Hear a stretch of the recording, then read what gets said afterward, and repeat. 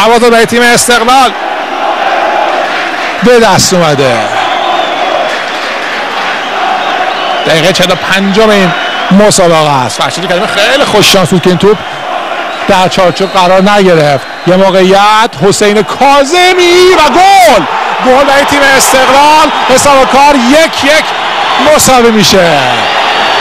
تو به یه نفر در بین را برخورد کرد. غلامپور هم که مأمور شادی کردن رو نیمکت استقلال چه استارتی زد به اضافه غلامپور.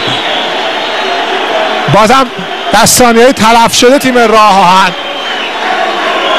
گل میخوره، مثل که فقط در وقت اضافه مسابقات گل نمیخوره، در نیمه اول هم گل میخوره. این شوتی است که زده شد اینجا تو به سر فکر کنم ابوذر رحیمی برخورد کرد، نمیتونست کاری کنه فرشید کریمی.